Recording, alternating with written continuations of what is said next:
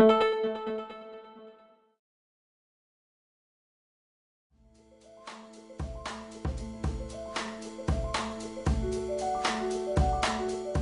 always say that fashion is finished. There is no fashion anymore. And I think that's a good thing. Because fashion for me is something which is, now it's in, and then 6 months later it's out of fashion.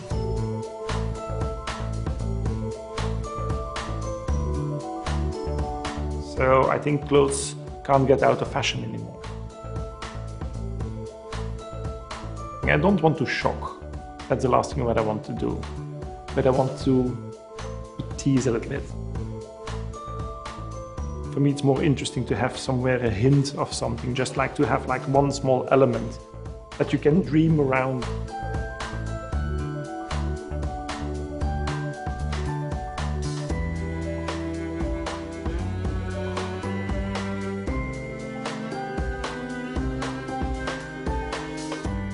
Maybe I'm naive. I think there are a lot of very, very confident people in the world who like to play with clothes, who want to tell something about themselves with garments, who don't want to disguise them and to hide themselves behind their outfits. So clothes can tell so much about somebody. So it's such a nice tool, it's such a nice language, I think. So in that way, I really hope that people really use my clothes also to do that.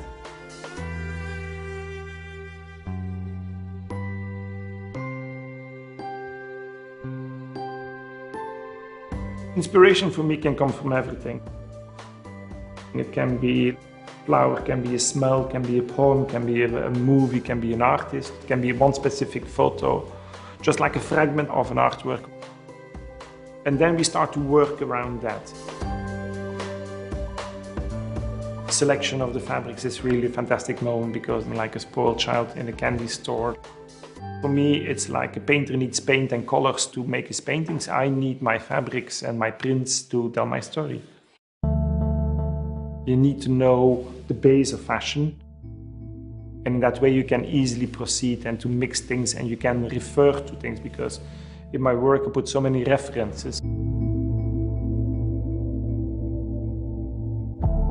It overpowers me when I stand in front of a work of Lucian Freud. I'm just like, now, okay, shut up, just look. One painting of Lucian Freud is enough to do a whole exhibition with, I think. I was working on a collection which we call the grunge collection, where I wanted to use all colors which Lucian Freud could have used. We started to make flower bouquets which are then dirty white, with then a very strange pink, with a light green and a blue and thing, all these elements. But also that kind of very raw beauty. Once I went to the exhibition of Francis Bacon in London. People have a sense that your work as a whole is horrific. Well, the thing is, I've always hoped to put over things as directly and rawly as I possibly can, and perhaps if a thing comes across directly, they feel that is horrific. It was the most horrible, beautiful thing what I've ever seen. I didn't know if I had to hate it or love it. It was just, it's so intense.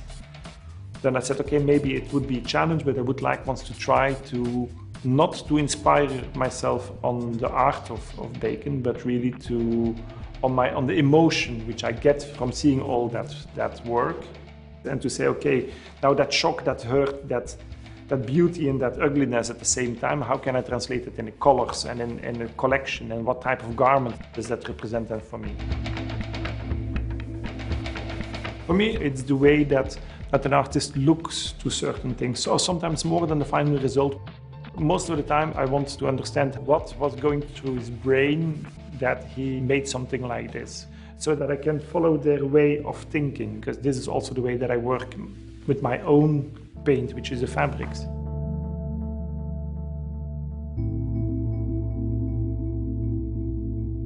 Traditional painting has been in my life for always. My grandfather was a collector of paintings. In my parents' house also, there were always paintings against the walls. Of course, not of the big names, but there always has been classic paintings around me.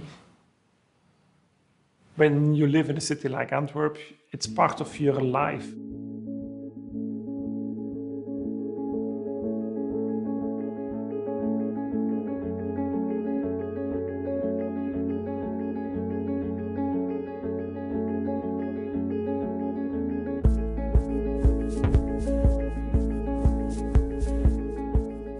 I went to Antwerp Fashion School, to the academy, and it was a very traditional education in fashion. So it was a lady who was called Madame Prigeot, who had very severe rules. Madame Prigeot gave us a lot of restrictions. And for her, Coco Chanel was the best designer in the world. Je dis la vérité. C'est vrai. C'est vrai, c'est tout à fait vrai. Knees were the most ugly part of a woman, so you could never make an outfit where you saw the knees. Girls had their hair in queue de cheval or short hair, but it was impossible to have long, loose hair. It was untidy. Jeans were for poor people. We couldn't wear jeans. So we couldn't show this, we couldn't do that, we couldn't put those two colors together, we couldn't use those type of materials. But when you have restrictions, you have to be even more creative.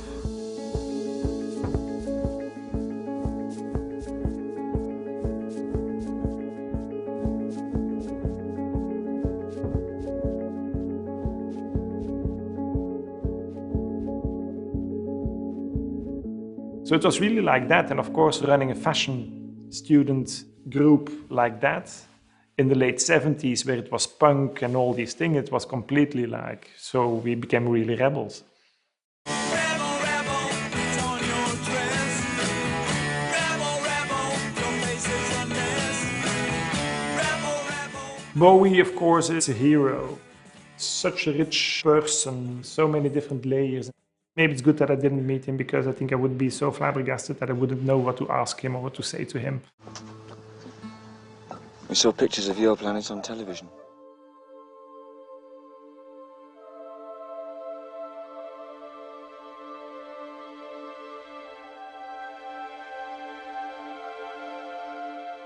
I was a little bit scared, in fact, to inspire a collection now on Bowie, so it was just like in a very careful way.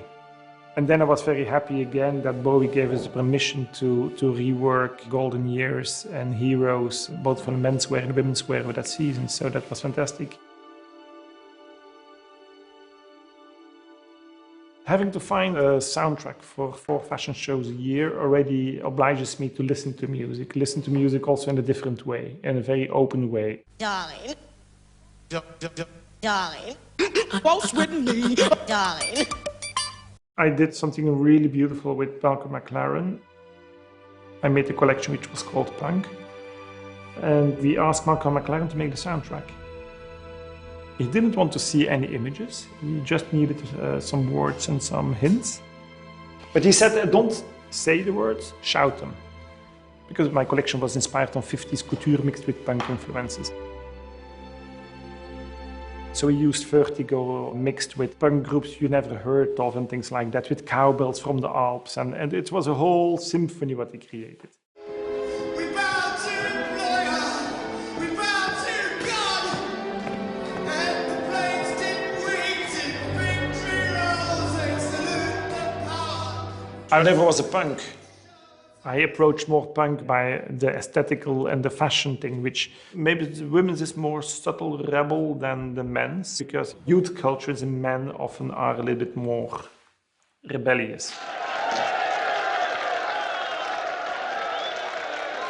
Chariots of Fire was a very aesthetic, beautiful film, which was very nostalgic. It brought back that 1920s feeling in a beautiful, beautiful way.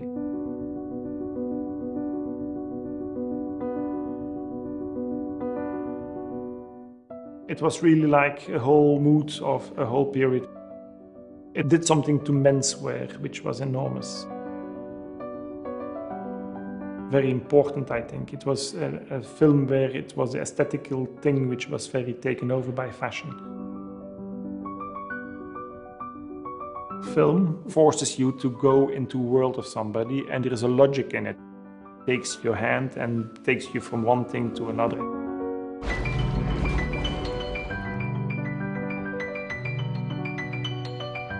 It's a very beautiful film, a very romantic film. I decided, okay, what would happen when somebody falls into the water? She stays on the base of the sea and she comes out afterwards.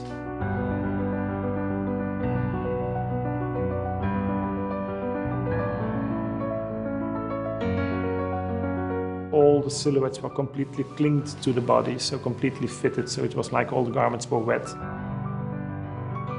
It was a very fun thing because on an old-fashioned photocopy machine you could put a piece of lace, and then while the photocopy was taken you pull the lace away, so everything feels like dripping.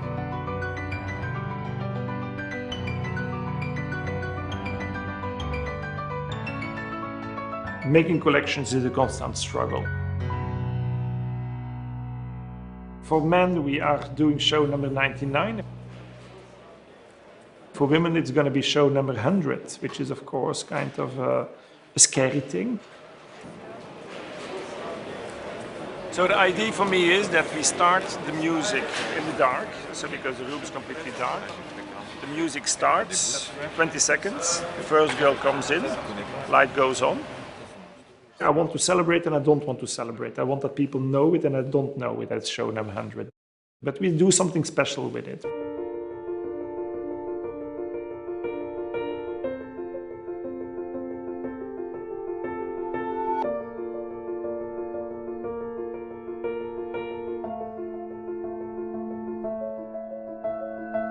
It's going to be a celebration of 100 collections, but done in a completely new way. Dresses from what you call the Francis Bacon collection from 2008. So we make a collection, in fact, with all old prints, but we put a layer on top of it. We put all very bright graphical motifs on top of the old prints.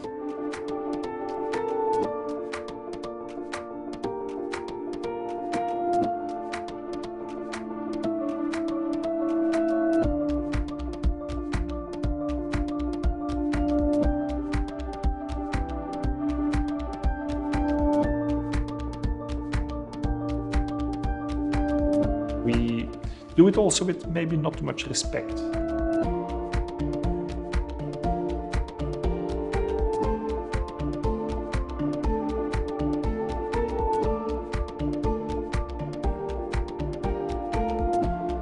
But that's what it's something, that shocking thing again, which I'm really very happy with.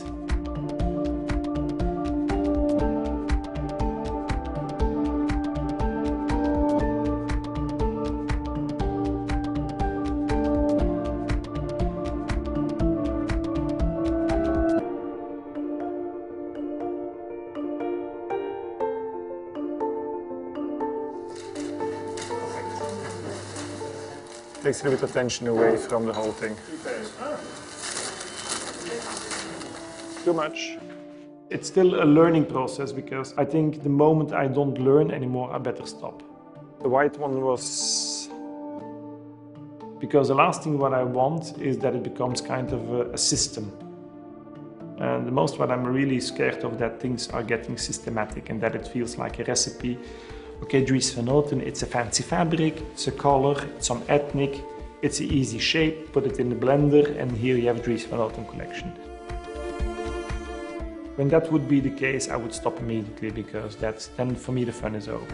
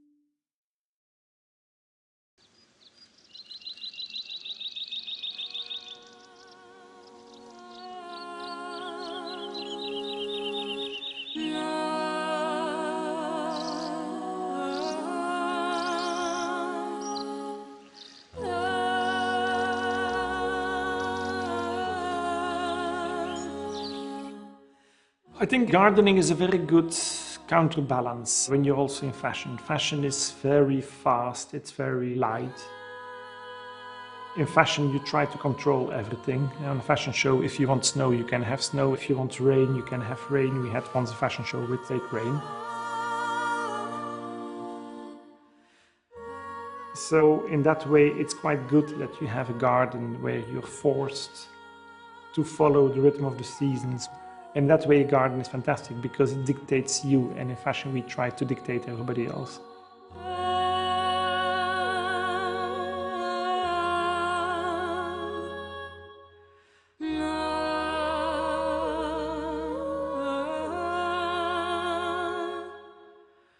We don't advertise, so fashion show for me is my main way of communication, so where I put all the things together. It's not only choosing models and deciding hair and makeup, it's the light, is the white light, yellow light, what's the sound, how do they walk, what's the whole atmosphere what you create. I don't know if fashion is art. I think fashion, it's still at the end of the thing, it has to sell, otherwise, what's the sense of it?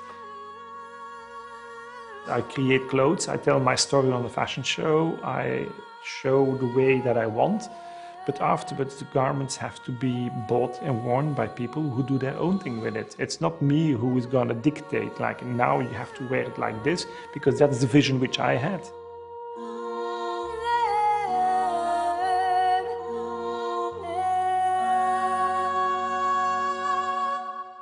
It has no sense to make nostalgic fashion. I love the past, I want to know a lot about it, I want to see, I want to learn, I want to understand it.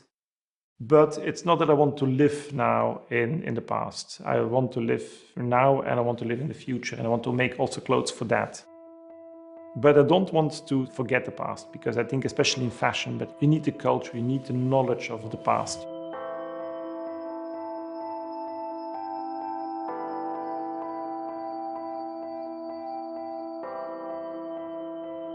The Musée des Arts Décoratifs came to me to do a show where I explain people how I work, because I don't want that it was like a fin de carrière, look, this is my body of work and that's it. In that way, for me, it was far more interesting to show the way that my brain is working, that it's not only high art and more expensive pieces, but it's also fun things, all these levels of inspiration which make a collection.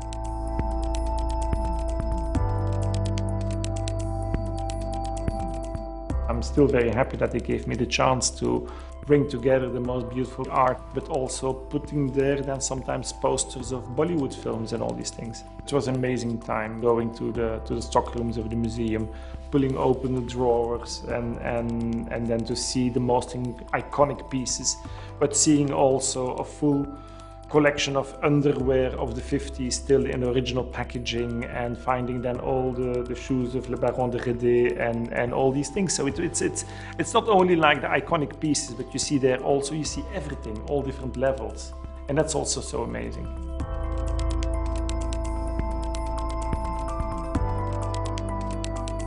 Of course, I was like a sport kid that I could put all those things together, things which I loved so much for such a long time.